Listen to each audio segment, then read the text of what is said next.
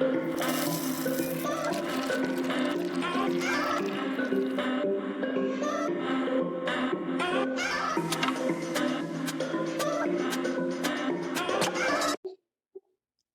morning, my pervies. Thank you for coming to the next episode of Coffee and Cleavage.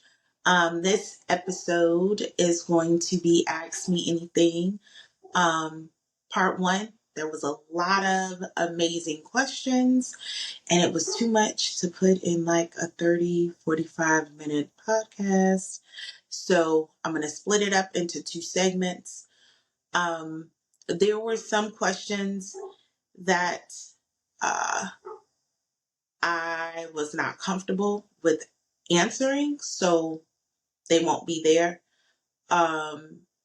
There are certain portions that I'm just not privy to. There's certain aspects of things that I just can't speak on. So with those particular situations, I just feel better not addressing them. I don't want to speak over anyone's voice. It's like asking someone that is not BIPOC how BIPOC feel. You know, they can't answer those questions for us. And I don't want to call myself answering questions for a group of people that I'm not part of. So there will be some taken out, some that were just very disrespectful in nature. Do better. Um, and we are going to have my partner read the questions so I can answer them, so I don't have to like look at my screen and then look at you guys and answer the questions. So that's kind of how it's going to go for this segment. He'll ask the questions and I'll try to answer them as honestly as possible.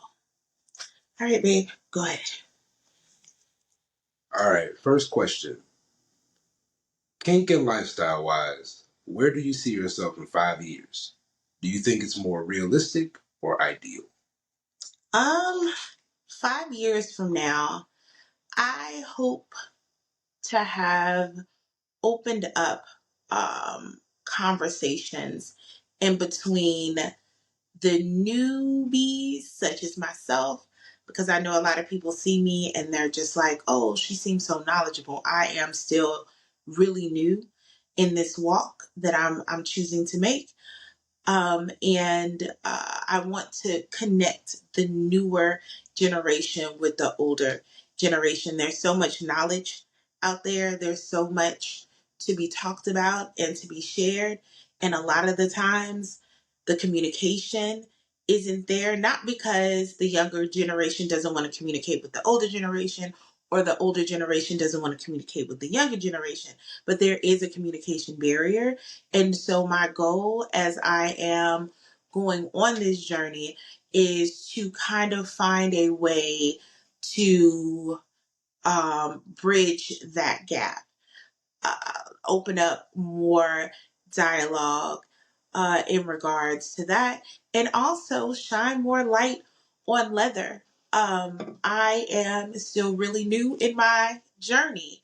However, I am surrounded by some amazing people that identify as leather, and I want to be able to share their experiences and things of that nature, which I think over the next, I'm going to be doing a lot of recording with some people that are leather. And so some of the questions that were actually asked um, in this question and answer, situation, I will probably ask some of the people that come on just to get different viewpoints, because everybody's walk with leather is different.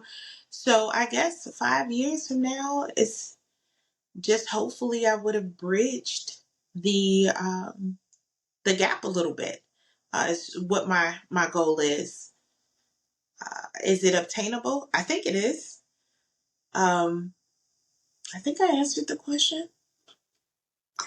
It's the question. Okay, next. All right, what is something you want to try but is currently outside of your comfort zone? Um, so uh in my last dynamic, Um, I was me, of course. And so through this process, going forward and talking to him now that he's just my partner and not my, you know, submissive, I've kind of gained insight that my style is a more uh, M&S versus DNS. And so I am actually really interested in delving more into that. But as BIPOC, the term master and slave makes my skin crawl. So I am really trying to come to terms with that aspect, and understanding that I can have that dynamic structure. And if I'm uncomfortable with calling it that, it doesn't have to necessarily be called that. And I kind of have to sit in that and see what that looks like for me. But the goal is to eventually delve more into that side of myself. That's actually a good segue into the next question. The next question is, do you attend MSC events? For those who may not know, MSC is Master Slave Conference. I would love to hear your thoughts on the Master Slave traditions and dynamics. I have not been to any of the conferences yet. I am hoping to attend a few of the get togethers that are here in Central Texas. Um, but currently, I have not gone to any conferences. It's really difficult for me to talk about that aspect of things because I haven't delved into it. I think that, of course, like any dynamic, it's a valid dynamic, but I don't know all of the ins and outs of it because I haven't really ventured into that way of being. But I am very much interested in the total power exchange that happens from the master and slave aspects of things. But I don't really have a in-depth opinion on it because I haven't. Sorry. He wilding behind the camera. But I don't have a a viewpoint on that just yet that I can provide. How much exposure to sexual environments and experiences is too much? Um, I mean, that is a personal, that's a personal thing. It differs from person to person. For me, I am heavy demisexual. Um, Sexual environments, sexual things, they don't make me uncomfortable. I just am not interested in it without a certain type of bond or connection. Um, I don't think that there is a too much. Everybody's journey within what it is that we do is different. And it's not my place to dictate what is deemed too much for someone else. Because for some, I'm not sexual enough, and that's okay. I may not be sexual enough for them, and that's fine. But this is my journey, and this is what I require in order to feel fulfilled within the life it is that I'm choosing to live. So for me, I don't even have a too much.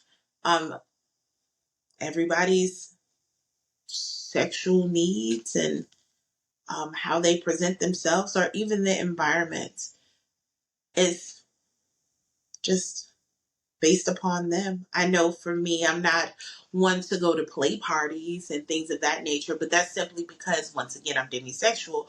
So play parties do nothing for me. There's no purpose for me to be there unless I'm enjoying just the environment and the people that are there and I'm enjoying the conversation. But the sexual aspect of it does nothing for me. Okay. What advice would you give your younger kink self? Um, First of all, I don't think that I really saw myself as kinky younger. You know, a lot of people come in and they're like, "Oh, I've been kinky since kinky's been kinky," and I grew up heavy in church. Um, Kink wasn't a thing. Now don't get me wrong, I enjoyed a good smut book. Um, I think that I didn't do a lot of exploring of who I was simply because of how I was raised. Um, do I think that I may have had the capacity? Yes.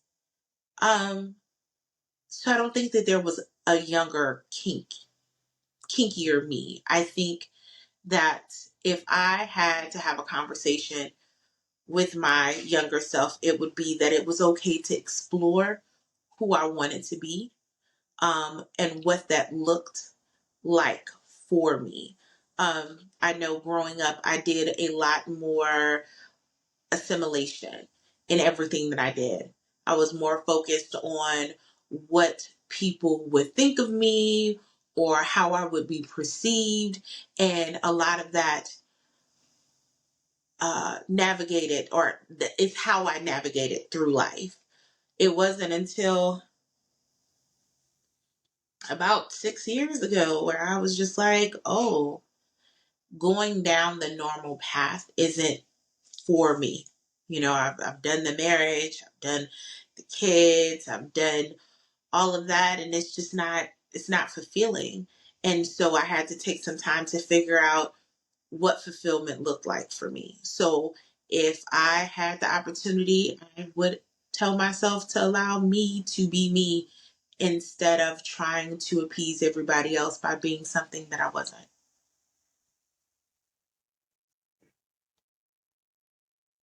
Um, this is a fun one. Your sense of style is. Don't say it like that. Relax. That's the question. I can't change the question. Your sense of style is. Would you discuss developing your kinky styling or expression, especially for people of size and people with dysmorphia and image issues? Um, so I'm trying to think of kind of how to explain all of that. Me being a person that has body dysmorphia, and always being bigger. I've been bigger than what I am now. I've been a little bit smaller than what I am now. But I've always technically been a larger body person. Um, I do a lot of piecemealing. You'll never see me go in and get something in its entirety off of a mannequin. Um, I am a person that I can be very indecisive when it comes to figuring out what I want to wear. And my body dysmorphia plays a large part in that as well, because if I'm having a phenomenal day, I'll throw something on and you can't tell me nothing. I'm cute, and I'll do my makeup and I'll go out and I'll feel amazing. And then on those days where I'm struggling a little bit, it may take 3 or 4 different outfits, those that have been around me during those times, or gone on vacation with me, and I've had to try on 45 different variations of an outfit before I was comfortable. Piecemealing works really well. I am big on packing multiple pieces. A lot of the things that you guys see or that I post, it's just kind of on the fly or just I'm picturing what I have in my suitcase or in my closet, and I'm like, ooh, I think this would look good with this, and this would look good with this. I also think that we have to remember with our larger bodies is that we're not all built the same. Our bodies are not all structured the same. Just because we're plus size, we're not all built and proportioned in the same way. So the goal should always be to extenuate what it is that is best about us. And while also allowing ourselves to be comfortable. I think a great example of that is I was at an event, the CTX Dark Side Barbecue last year, and I had on this lingerie dress piece, right? And I had that on, but then I also had a coverall on. It wasn't a coverall because that sounds real like, oh, lingerie and a coverall. But it was a robe. It was a silk robe. And someone asked me, they were like, oh, girl, you know, you gotta rock your body and love who you are and, take that off. And I need for everybody to stop doing that. And that's for all the girlies out there. Like, all of the fellow big girls are telling y'all to stop, because I know that you guys are meaning this in like a positive, supportive way. But I dress how I dress because it's comfortable for me. It's not because I'm ashamed of you seeing something. And I need for you guys to stop centering yourself, because I don't dress for you. I don't dress for the other girlies. I don't dress for the male gaze. I dress because I felt like putting it on and it made me feel good.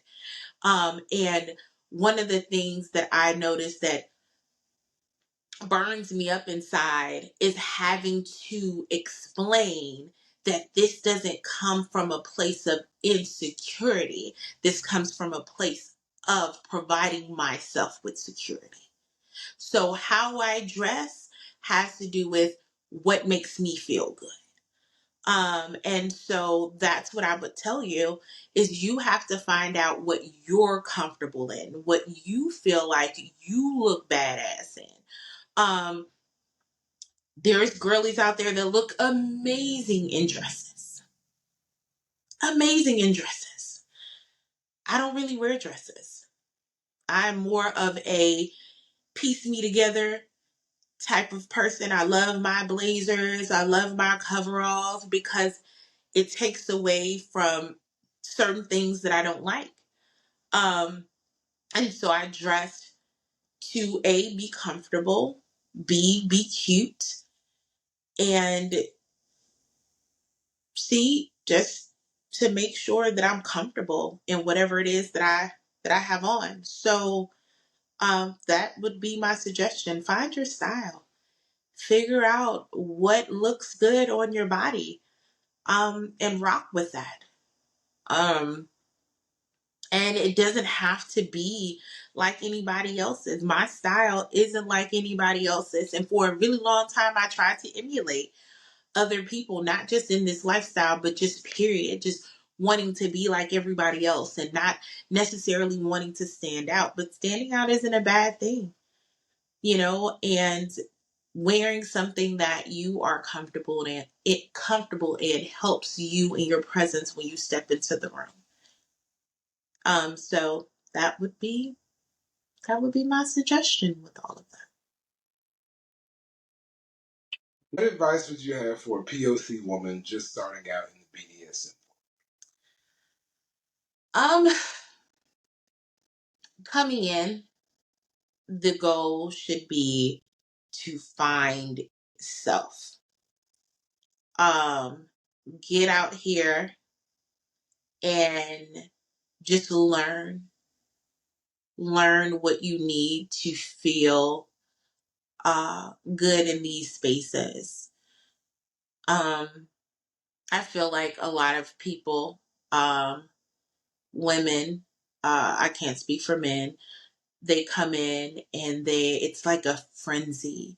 It's as if you have to give yourself a role or have a title or, um, be in a dynamic with someone in order to enjoy this kinky space. And that is inaccurate. And so being comfortable with learning and also unlearning some of those norms, those vanilla ways of being is what I would say the first step should be. Because that will allow you to direct your journey within this life that we're choosing to live. Um, yeah, come in, figure you out before you allow people to tell you what you should be. No one should be able to tell you what to be. This is your journey. You are on it for what you are on it for, and those that align with it will gravitate towards you. So yeah. Um, this one's actually pretty loaded. Uh, so I think this is probably going to be our last question for the podcast. This Okay. uh, kink is overwhelmingly white. How do you find safe spaces for Black women? Additionally, how do Black women retain their confidence when they're constantly faced with spaces that are dehumanizing or white? Okay. Okay. This is a loaded question. Read the first part for me again, because I'm gonna have to break it down. All right. Kink is overwhelmingly white. How do you find safe spaces for Black women? Additionally, how do women retain their confidence when they are constantly faced with spaces that are dehumanizing or white centered? So I guess the first question is, how do you find safe spaces for Black women? Um, there are a lot of safe spaces or curated spaces to try to make it safer for us um, in these particular streets that we are in. There's a lot of virtual spaces. Um, you have to venture out and just kind of poke around and see.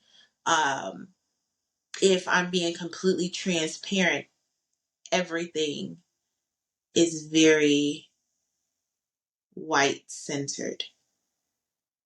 Um, this is something that we as BIPOC should be accustomed to.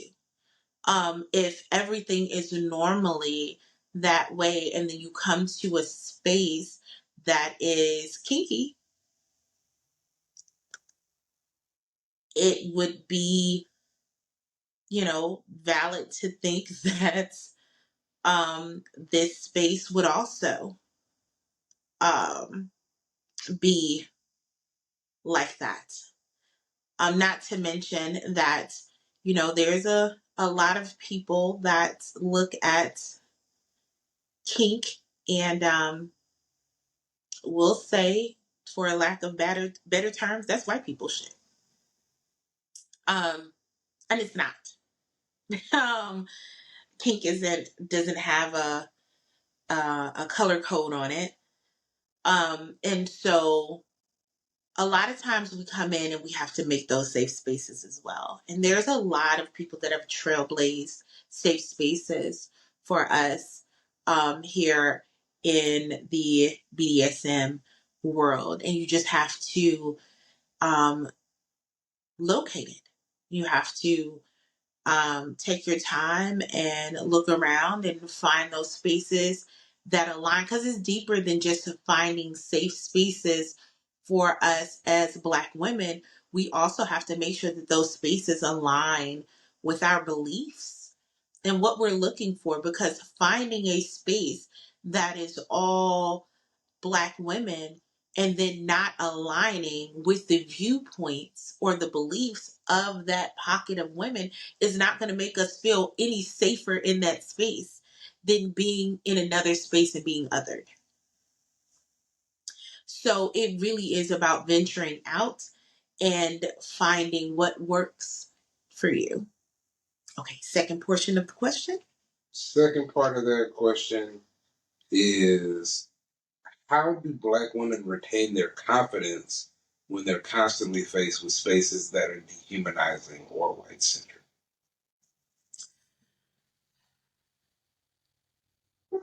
Confidence comes from in here. Okay. And I don't know why that thumbs up comes up all the time. I don't know if it is like an Apple phone thing, but ever so often I'll be on video and then the thumb up will happen and I don't understand what is going on. So I just want to put that out there. You know you're doing a good job. But confidence comes from within. Regardless of whether you are in a, uh, predominantly white space or you're in a space where it's all men, um, that confidence is from here.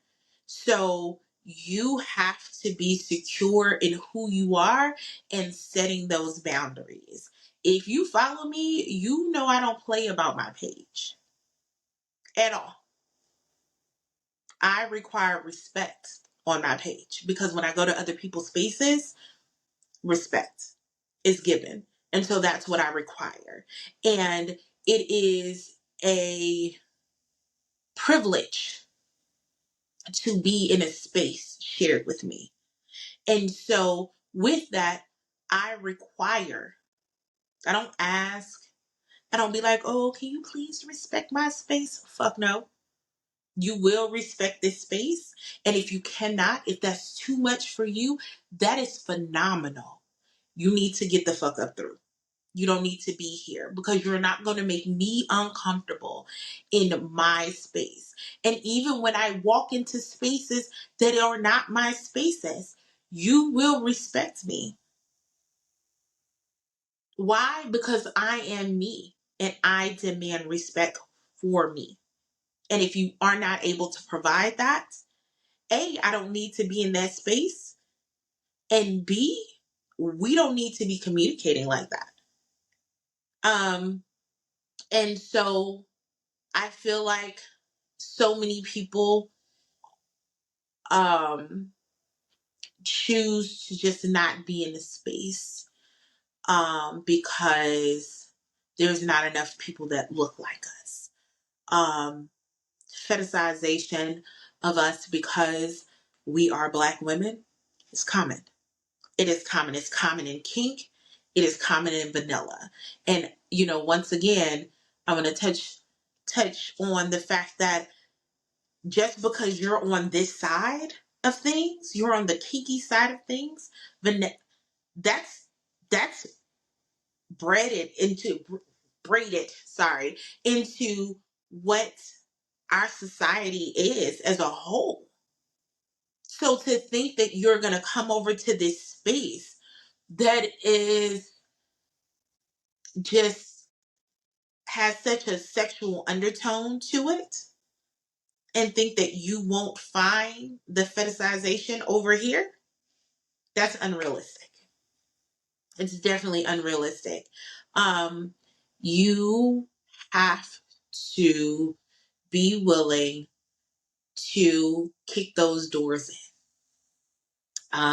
In the words of me, I will knock all of this shit off. Um, I am very big on speaking my truth. And, I try to do it as respectfully as possible. And I don't give a damn if you like it or not because it's my truth.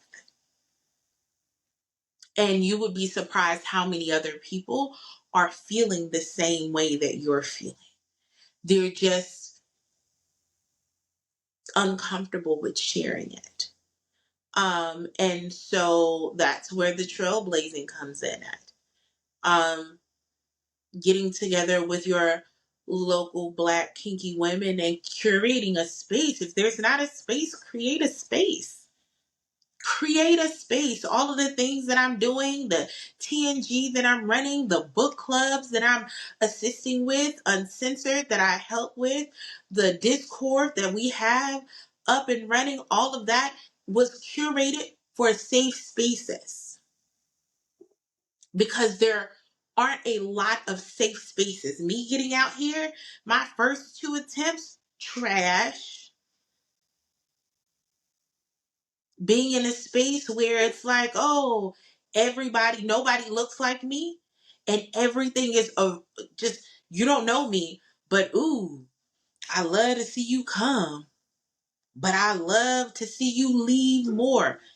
It's fucking crazy to say to somebody that you don't fucking know, talking about my ass. What? This is what we do out here in these streets?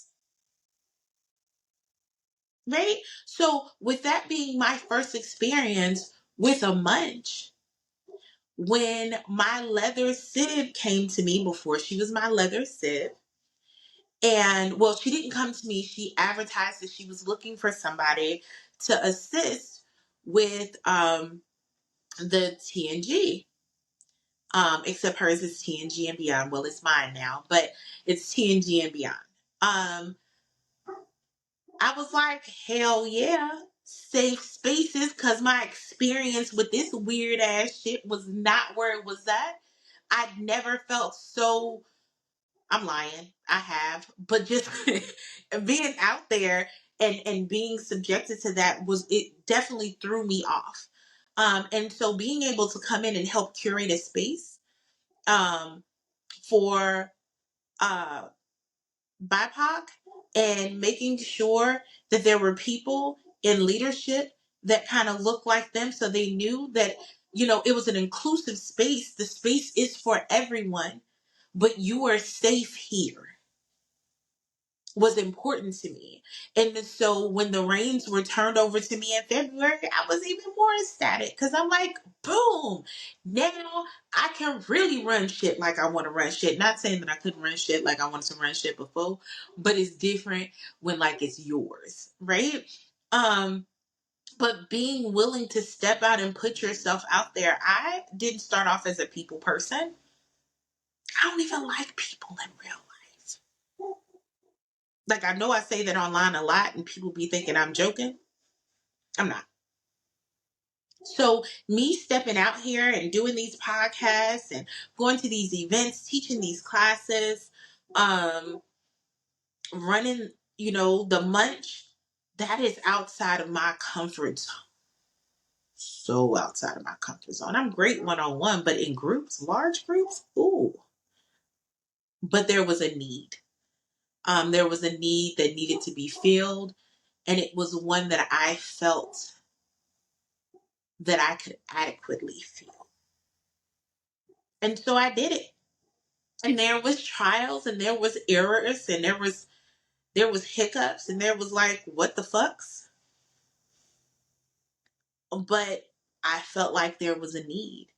And so just hearing the few people that have said, hey, I feel seen, I feel heard, or, I really felt it when you said this, or when I taught my class. And so many people walked up to me afterwards and, told me how good I was doing, even though I did a lot of hoeing and humming and umming. And I was like really confused, and it was a lot going on, okay? It was a lot. I was not okay. But being able to have the engagement afterwards where people were like, oh, I wish I had this when I, first started out, or sharing their bad experiences and how they've grown from it. Those conversations, those are needed. Those are, once again, the bridging of the gaps between the newbies and the more seasoned people. But we need you to be able to stand up and speak on that. And so sharing that, sharing those spaces, sharing that engagement, that keeps us safe.